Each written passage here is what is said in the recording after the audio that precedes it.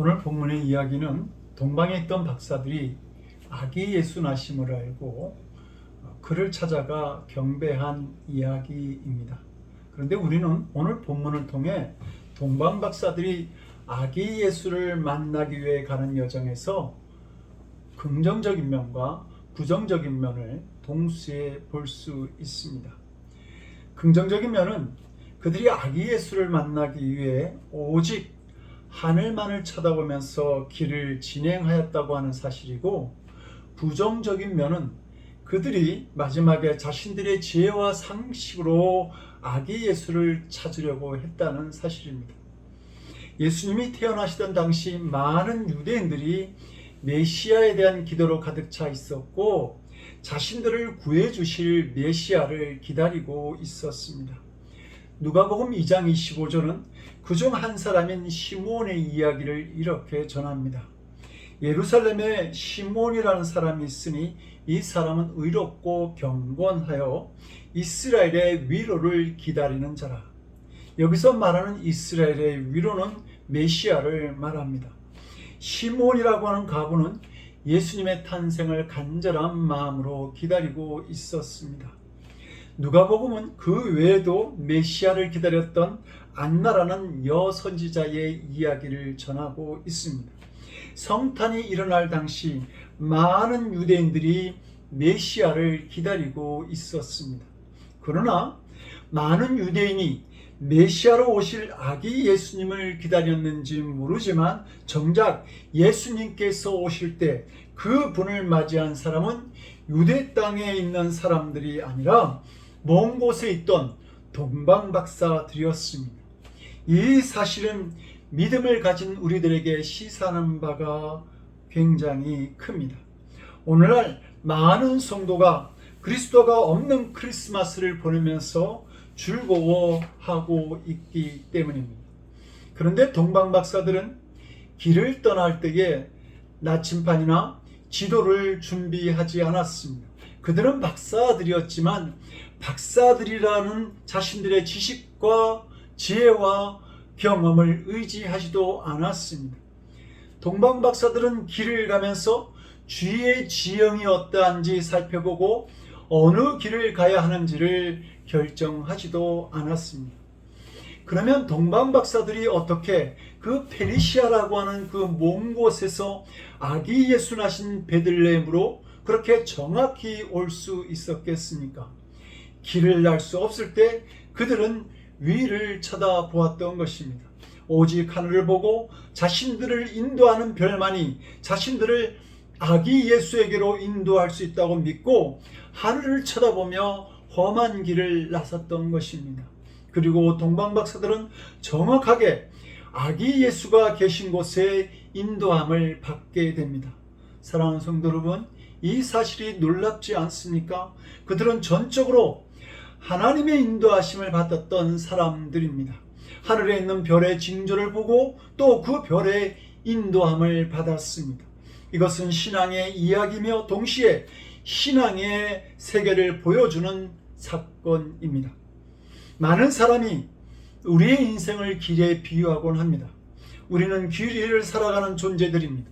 이정아라고 하는 시인은 길 위에서라고 하는 시에서 길 위를 걷는 우리의 인생을 이렇게 표현하고 있습니다. 길 위에 서면 나는 서러웠다. 갈 수도 안 갈 수도 없는 길이었으므로 돌아가자니 너무 많이 걸어왔고 계속 가자니 끝이 보이지 않아 너무 막막했다.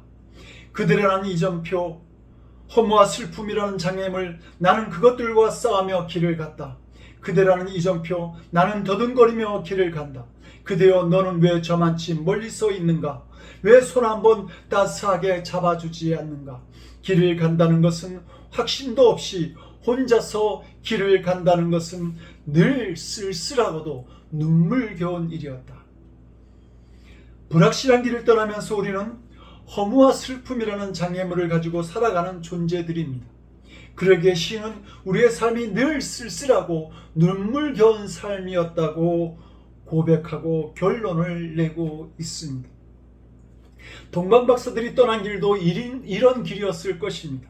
그러나 그들에게 다른 것이 있었다고 한다면 언제나 하늘을 보고 길을 떠났다고 하는 사실입니다. 그리고 그들이 올려다본 하늘은 그들에게 언제나 위로요, 분명한 목적지를 가르쳐주는 이정표가 되었습니다. 많은 사람이 흔히 오해하기를 영적인 것은 애매하다고 생각합니다. 결코 그렇지 않습니다. 성령의 인도함을 받아보지 못했기 때문에 그렇게 여길 뿐입니다. 하나님의 뜻은 애매한 적이 없습니다. 언제나 하나님에 대한 우리의 태도가 오히려 애매했을 뿐입니다.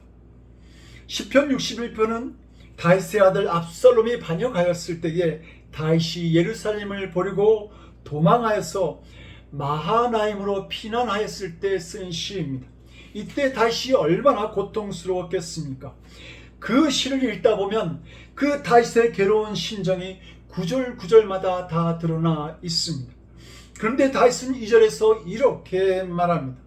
내 마음이 눌릴 때에 땅 끝에서부터 주께 부르짖으오리니 나보다 높은 바위에 나를 인도하소서.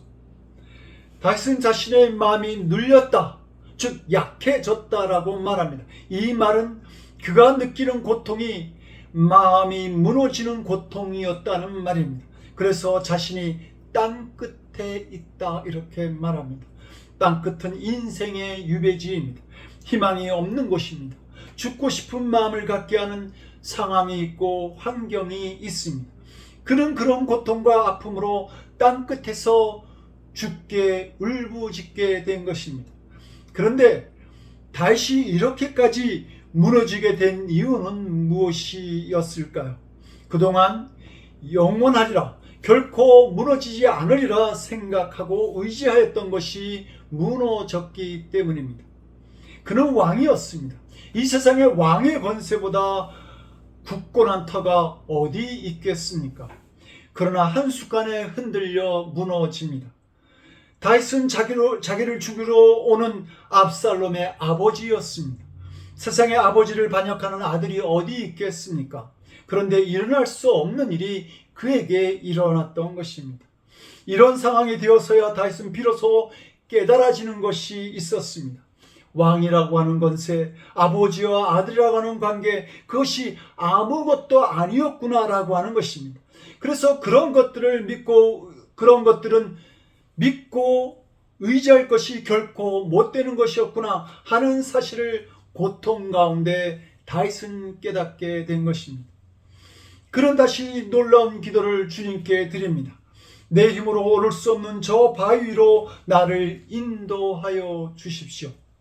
다윗은 비로소 자신이 정말 믿고 의지해야 할 대상이 따로 있음을 깨닫게 된 것입니다. 바위입니다. 그것은 어떠한 일이 있어도 결코 흔들리지 않는 터를 말하는 것이죠. 그것은 사람의 힘으로는 오를 수 없는 바위 곧 하나님이었습니다. 다윗이 위대한 것은 고통 중에서 이것을 깨달았다고 하는 사실입니다. 그가 세상에서 믿고 의지할 수 있다고 생각한 것은 무너지는 것이었습니다. 그를 구원할 수 없었습니다. 그리고 다윗은 하늘 위에 계신 하나님만이 가장 확실한 구원자이심을 깨닫게 된 것입니다. 이 사실을 알게 되었을 때 그는 즉시 하늘에 계신 하나님을 바라보며 기도하게 됩니다. 이 세상에서 믿음의 세계만이 가장 확실한 것입니다. 하늘에서 큰 별이 떠서 그 빛으로 박사들을 인도할 때에 이스라엘은 참으로 어두운 시대를 살아가고 있었습니다. 정말 그 민족에게는 빛이 필요했던 시대였습니다. 이스라엘은 로마의 식민지가 되어 자신들이 누릴 자유가 빼앗기고 자신들의 왕으로 있는 헤롯은 참으로 간교하고 잔인한 사람이었습니다. 그는 마음속에 아기 예수를 죽이려고 하는 생각을 가지고 있으면서도 그 마음을 숨기고 박사들에게 아기 예수를 경배한 후 있는 곳을 자기에게 그 아기가 어디에 있는지 가르쳐 달라고 말합니다. 박사들이 그에게 아기 예수가 있는 곳을 가르쳐 주지 않고 돌아가게 되자 베들레헴 근처에 2살 미만 아이들을 모두 죽이는 살인마의 짓을 서심없이 행하고 맙니다. 로마의 식민지와 헤롯의 간악한 통치를 받고 있는 이스라엘 백성들에게 빛은 오직 아기 예수밖에 없었던 것입니다. 이것은 오늘을 살아가는 우리들에게도 마찬가지입니다. 마귀의 권세 아래 영원한 생명을 보지 못하고 신음하는 많은 사람을 보게 됩니다. 힘들고 고단한 삶을 살아가면서 삶과 죽음 사이에서 갈등하는 많은 사람들이 있습니다. 우리의 조국 한국은 수십 년째 세계 최고의 자살률을 기록하고 있습니다. 가불관계에서 오는 모멸감 때문에 조여오는 경제적 압박을 이기지 못해서 직장이나 학교에서의 정신적인 왕따 문화에서 겪는 괴로움으로 극단적인 선택을 하기도 합니다. 이민의 땅을 살아가는 우리들에게도 남모를 어려움과 고통이 있습니다. 이 고단한 삶에서 이루어할 것은 오직 우리 하나님 한 분밖에 없습니다. 사람들의 비난에 괴로워하던 삭개오는 사람들에 가려 예수님을 볼 수 없게 되었을 때 뽕나무 위로 올라가죠. 그리고 삭개오는 그 뽕나무 위에서 자신과 자신의 집에 임하는 구원을 보게 됩니다. 중풍병자인 친구를 고치고자 하였지만 어디에도 길이 보이지 않자 친구들은 그를 지붕 위로 데리고 올라갑니다. 거기에 온전한 치료의 길이 있었습니다. 하늘 위에, 저 위에 구원의 길이 있었던 것입니다. 동방 박사들이 하늘을 보았을 때에 온 세상을 구원하실 아기 예수님을 만날 수 있었던 것입니다. 그러므로 위를 보며 길을 가는 성도들이 되시기를 원합니다. 그런데 하늘의 별을 보고 말씀을 잘 붙들고 길을 잘 가던 동방 박사들은 마지막에 자신들의 상식을 의지하게 됩니다. 그것은 이 세상을 구원하실 왕은 궁궐에서 태어나시고 왕궁에 계실 것이라고 하는 생각입니다. 아니면 그 왕은 사람들이 많은 화려한 도시나 많은 사람들의 축하 속에 태어나셨을 것이라는 자신들의 생각을 가지고 예루살렘을 찾아가 헤롯에게 묻습니다. 어쩌면 그들은 유대인의 왕으로 오신 아기 예수를 만나기 위해 유대인의 정치, 종교, 경제의 중심지인 예루살렘으로 찾아가는 것이 당연한 상식이라고 생각했을지 모르겠습니다. 그러나 그것은 인간적인 판단이요 생각이었습니다. 그리고 이 잘못된 판단은 큰 소란을 만들어냅니다. 유대인의 왕으로 나신 이가 어디 계시냐라는 이 박사들의 질문에 헤롯 왕과 그 왕궁은 난리가 납니다. 또 다른 왕이 나셨다니 라고 그들은 놀랐던 것입니다. 그리고 박사들의 잘못된 판단은 수많은 어린아이가 학살당하는 비참한 사태를 초래하게 됩니다. 우리도 믿음의 생활을 한다고 하지만 때로는 상식을 의지하고 상식적인 선에서 판단하려고 하지 않습니까?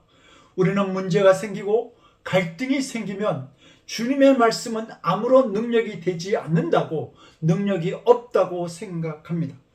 우리의 힘이나 지식이 이 문제를 해결하지 말씀이나 믿음은 이 문제와 전혀 상관이 없다고 생각하는 것이죠. 그래서 우리는 에서와 같은 어리석은 일을 만들어냅니다. 당장 배가 고픈데 장자권이 무슨 의미가 있냐고 생각합니다. 그래서 팥죽 한 그릇에 장자권을 동생 야곱에게 팔아 넘겨버립니다. 그러나 그 장자권은 하나님이 주신 것이죠. 그것을 믿음으로 받아들이는 사람은 하나님의 축복을 받으며 살아가게 됩니다. 에서가 장자권을 팔아버린 후 그는 땅을 치며 후회하고 눈물을 흘립니다. 그리고 아버지 이삭에게 아버지여 나를 축복해 달라고 울며 간청하게 됩니다.